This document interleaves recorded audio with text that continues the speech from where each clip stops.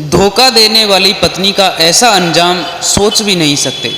जिस औरत के लिए उसने अपनी पूरी दुनिया छोड़ दी, उसी ने एक दिन उसे ऐसा धोखा दिया कि उसकी आत्मा तक कांप उठी। लेकिन उस रात के बाद जो हुआ, उसने सबकी सोच बदल दी। राजेश और पूजा की शादी को 5 साल हो चुके थे।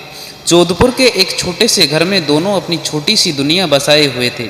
राजेश एक मेहनती आदमी था, दिन रात काम करता सिर्फ इसलिए कि उसकी पत्नी पूजा को कभी किसी चीज़ की कमी ना हो। पूजा भी शुरू में बहुत खुश रहती थी, लेकिन धीरे धीरे उसकी ज़िंदगी में कुछ बदलने लगा।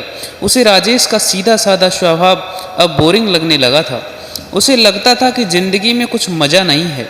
एक दिन पूजा की मुलाकात अपने पुराने कॉलेज फ्रेंड अमित से हुई। अमित शहर में बड़ा बिजनेसमैन बन चुका था। उसकी गाड़ी, उसके कपड़े, उसकी बातें, सब कुछ पूजा को आकर्षित करने लगा। धीरे धीरे दोनों की बातें शुरू हो गई। पहले दोस्ती, फिर नज़दीकियाँ, और फिर वही हुआ जो नहीं होना चाहिए था। राजेश को कुछ दिनों से पूजा के व्यवहार में बदलाव नजर आने लगा। वो देर रात तक फ़ोन पर बात करती, बार बार बाहर जाने के बहाने बनाती। एक दिन राजेश ने पूछा, पूजा सब ठीक तो है ना? पूजा ने हंसकर जवाब दिया, तुम बेकार की बातें सोचते हो, सब ठीक है। लेकिन राजेश का दिल मानने को तैयार नहीं था। एक रात जब पूजा सो रही थी, उसका फ़ोन बजा। राजेश ने पहली बार उसकी प्राइवेसी तोड़ी और वहीं उसकी ज़िंदगी का सबसे बड़ा सच बन गया। फ़ोन पर अमित के मैसेज थे, तुम्हारे बिना जी नहीं लगता, जल्दी मिलो। राजेश के हाथ कांपने लगे, उसकी आंखों में आंसू आ गए। जिस औरत को उसने भगवान मानकर पूजा, उसने उसे धोखा दिया था। सुबह पूजा उठी तो उसने देखा कि राजेश बिल्कुल चुप था। क्या हुआ? उसने पूछा। राजेश ने सिर्फ इतना कहा, आज जल्दी घर आ जाना, कुछ ज़रूरी बात करनी है। पूजा को थोड़ा डर लगा, लेकिन उसने इसे नज़रअंदाज कर दिया। शाम को जब पूजा घर आई तो घर का माहौल अलग था। राजेश ने सारे मैसेज प्रिंट करके टेबल पर रखे हुए थे। ये क्या है पूजा? राजेश की आवाज़ भारी थी। पूजा का चेहरा सफ़ेद पड़ गया। वो कुछ नहीं बोल पाई। मैंने तुमसे क्या कमी रखी थी? राजेश चिल्लाया। नहीं, बस रो पड़ा। पूजा की आंखों में भी आंसू आ गए, लेकिन अब बहुत देर हो चुकी थी। पूजा ने हाथ जोड़कर कहा, मुझसे गलती हो गई, मैं बहक गई थी, मुझे माफ़ कर दो। लेकिन राजेश के दिल में जो भरोसा टूटा था, वो वापस नहीं आ सकता था।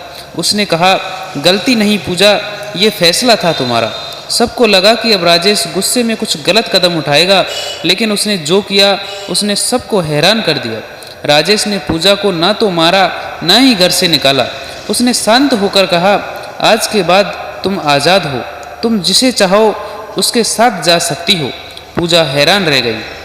तुम मुझे छोड़ रहे हो? राजेश ने जवाब दिया, नहीं, मैं खुद को बचा रहा हूँ। राजेश ने तलाक ले लिया और अपनी ज़िंदगी को फिर से शुरू किया। उसने अपने काम पर ध्यान दिया, खुद को मजबूत बनाया। धीरे धीरे वो एक सफल इंसान बन गया। दूसरी तरफ अमित, जो पूजा को बड़े बड़े सपने दिखाता था, कुछ महीनों बाद ही उसे छोड़कर चला गया। पूजा अकेली रह गई, न पति, न सम्मान, न प्यार। उसे तब समझ आया कि उसने क्या खो दिया। एक दिन पूजा राजेश से मिलने आई। मुझे माफ़ कर दो, मैं सब समझ चुकी हूँ। पूजा रोते हुए बोली। राजेश ने शांत होकर कहा, मैंने तुम्हें उसी दिन माफ़ कर दिया था, लेकिन अब मैं वापस नहीं जा सकता। धोखा सिर्फ रिश्तों को नहीं तोड़ता, इंसान के विश्वास को भी ख़त्म कर देता है। और एक बार जो विश्वास टूट जाए, वो फिर कभी पहले जैसा नहीं बनता। प्यार में धोखा देने से पहले एक बार ज़रूर सोच लेना, क्योंकि जब भरोसा टूटता है तो सिर्फ रिश्ता नहीं, पूरी ज़िंदगी बदल जाती है। Thank you for watching this video. दोस्तों, आपको यह कहानी अच्छी लगी हो तो प्लीज़ वीडियो को लाइक करें, अपने दोस्तों के साथ शेयर करना ना भूलें, और आपकी इस वीडियो का स्टोरी के बारे में क्या राय है वो कमेंट बॉक्स में ज़रूर बताइएगा। मिलते हैं नेक्स्ट वीडियो में, तब तक के लिए बाय बाय, राम राम।